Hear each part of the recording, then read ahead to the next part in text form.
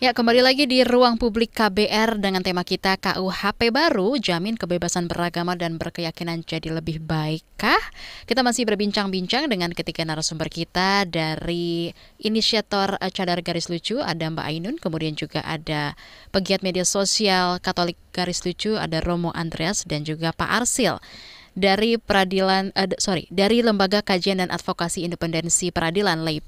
Kita masih berbincang mengenai topik yang tadi sudah disampaikan dan mungkin seringkali gitu ya, ini untuk ketiganya, untuk Pak Arsil, Romo Andreas, dan juga Mbak Ainun. Sering banget kita mendengar kelakar sulitnya jadi minoritas di Indonesia begitu ya. Ini juga termasuk ketika menjadi minoritas dalam hal beragama. Nah, apakah menurut Anda KUHP baru ini bisa membawa harapan baru bagi masyarakat pemeluk agama dan keyakinan tertentu atau minoritas? Apakah ada jaminan juga bagi mereka untuk bisa menjalankan aktivitas keagamaan dan beribadah dengan lebih aman dan mungkin lebih nyaman nantinya? Dari Mbak Ainun dulu, bisa ditanggapi, silakan Mbak Ainun. Ya, baik.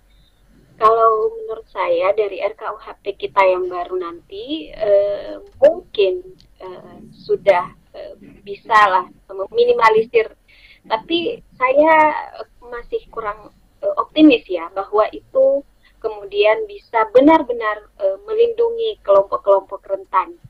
Karena ya bisa kita lihat atensi beragama orang hari ini semakin menguat gitu, Mhm. politik identitas dan lain sebagainya, apalagi mendekati 2024 ya. Kita mesti mengencangkan sabuk karena akan banyak hal yang sangat mungkin untuk dijadikan sebagai bahan gitu. Oke. Sangat menyedihkan melihat berbagai kasus penutupan rumah ibadah dan lain sebagainya. Kalau memang UU tentang penodaan agama ini kuat, bahkan sebelum RKUHP kemudian disahkan, seharusnya apa hal-hal seperti ini bisa ditindak tegas.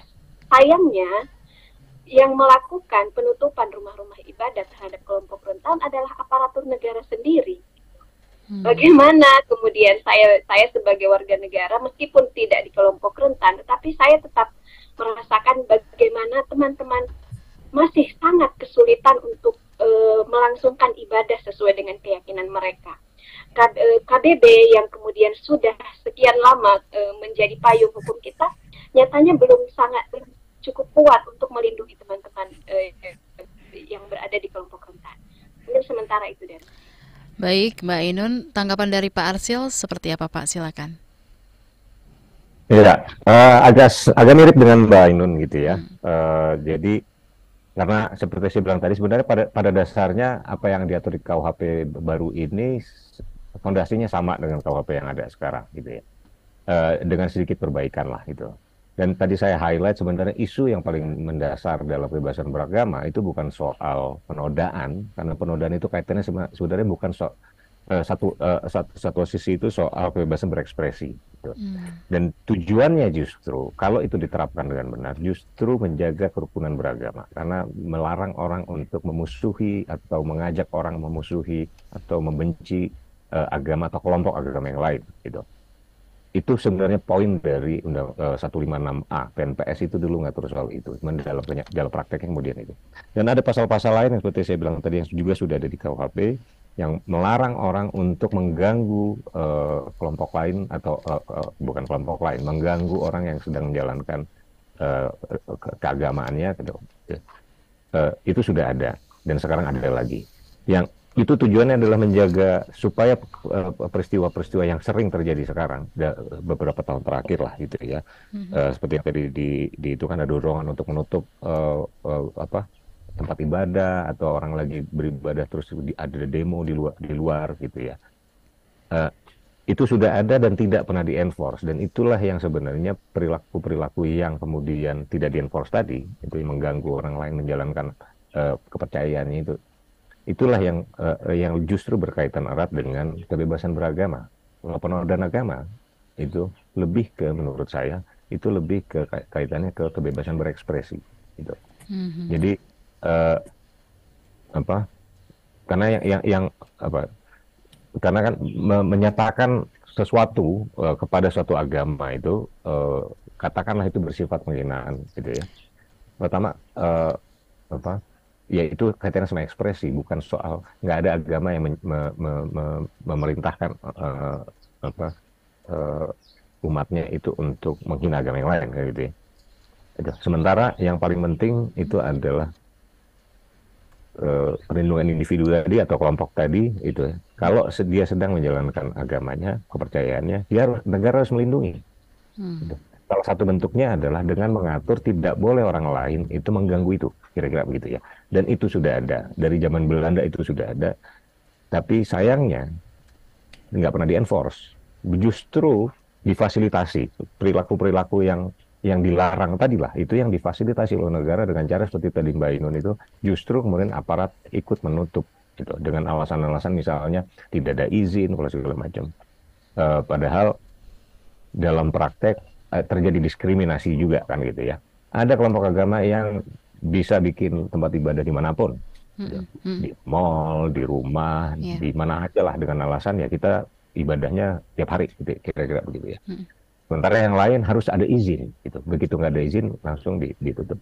Kan perlakuan diskriminatif dan kemudian itulah yang mengganggu dan itu sudah diatur dan tidak pernah di-enforce. Itu yang jadi masalah menurut saya. Terima kasih. Baik Pak Arsil, dari Romo seperti apa Romo? Sebenarnya kalau kami lihat di KUHP yang baru kan tadi yang disampaikan oleh Pak Arsil tadi kan bahwa ada kemajuan yaitu dihilangkannya unsur subjektif gitu ya, kaitannya mengeluarkan perasaan, penyalahgunaan, penodaan, diganti dengan hasutan untuk permusuhan, kekerasan, diskriminasi gitu ya. Tetapi satu yang problematis yang saya pikir perlu juga menjadi catatan dan saya pikir juga sudah menjadi catatan oleh banyak orang ya, kan dikatakan di KUHP yang baru setiap orang yang di muka umum yang melakukan perbuatan yang bersifat permusuhan, menyatakan permusuhan atau menghasut untuk melakukan permusuhan, kekerasan atau diskriminasi terhadap agama, kepercayaan orang lain, golongan dan seterusnya gitu ya. Nah, pertanyaannya adalah seperti yang sudah menjadi catatan banyak orang, kata kepercayaan dan agama ini gitu ya, terhadap agama, kepercayaan gitu ya. Jadi problematis karena apakah itu tidak bisa membatasi kebebasan pemeluknya dan berpihak pada yang dianggap dominan, yang dianggap otoritatif gitu ya. Itu misalnya kalau di tempat kami itu seorang pastor pakai kasula gitu ya, pakai stola. Itu kok di tempat lain juga pakai yang demikian. Itu ikut-ikutan gitu ya, karena merasa yang lebih dulu misalnya begitu kan. Nah, kalau dianggap itu bagian dari semacam dalam tanda kutip disebut sebagai permusuhan atau kurang dalam tanda kutip yang lebih dominan kan yang lebih dulu gitu ya. Itu yang saya rasa bagaimana perlindungan individu itu lebih ditekankan gitu ya. Itu saja sih Mbak Naomi. Oke, baik. Baik, tadi sudah disampaikan tanggapan dari Pak Arsil, kemudian juga dari Mbak Ainun, begitu ya. Lalu Pak Arsil, kemudian yang mau saya tanyakan ini ada sejumlah aturan juga gitu ya, yang bisa menjerat orang yang disebut melakukan penodaan agama. Selain KUHP, Pak, ada Undang-Undang Ormas dan juga UU ITE begitu ya.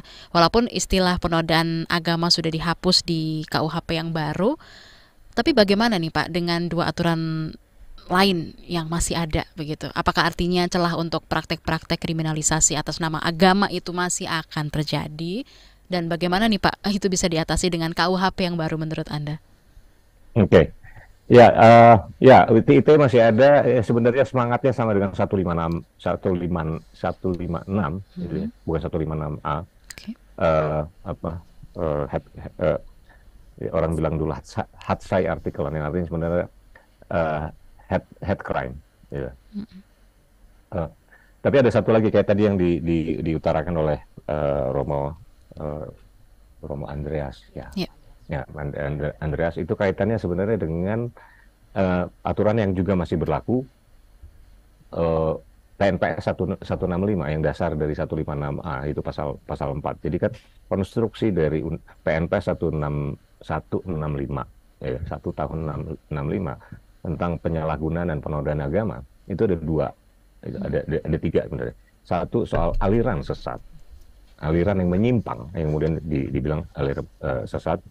Terus kemudian soal penodaan dan kemudian menghasut untuk tidak beragama. Itu. Ini tiga perbuatan yang berbeda sebenarnya. Nah, yang sering terjadi itu kemudian ini adalah aliran yang menyimpang yang kemudian digunakan, yang harusnya menggunakan aturan pasal 1 sampai pasal 3, yaitu ada tahapan, gitu. Diberikan peringatan, terus kemudian keluar SKB, kemudian kalau masih menjalankan, maka itu dipidana. Itu bukan penodaan agama, sangat berbeda antara aliran yang menyimpang dengan penodaan. Kalau penodaan sifatnya aktif atau permusuhan itu sifatnya aktif, menyatakan sesuatu, membenci sesuatu, gitu ya. Nah, kalau yang menyimpang, dia ritualnya berbeda dan segala macam, gitu ya. Terlepas dari apakah kita setuju dengan tidak pasal itu, gitu. Tapi aturannya seperti itu. Maksudnya dia adalah perbuatan yang berbeda. Yang sering terjadi kemudian aliran yang berbeda tadi tidak diterapkan pasal aturan 1 sampai 3 itu dengan adanya prosedur SKB, tapi dia jumping masuk ke penodaan, langsung dianggap itu adalah penodaan. Padahal itu bukan penodaan. Itu bukan penghinaan, itu bukan permusuhan. Bagaimana bisa dianggap itu menghina ketika mereka sendiri meyakini itu adalah sesuatu yang benar, gitu ya. Cuman beda cara aja, gitu. Itu bukan penghinaan. Nah, yang jadi masalah di kita adalah bagaimana mengenforce aturan-aturan yang ada, itu juga problematik, gitu. Jadi normanya banyak yang udah lumayan, gitu ya, tapi kemudian karena tekanan, gitu. Jadi negaranya sendiri juga kacau dalam menerapkan hukum, gitu.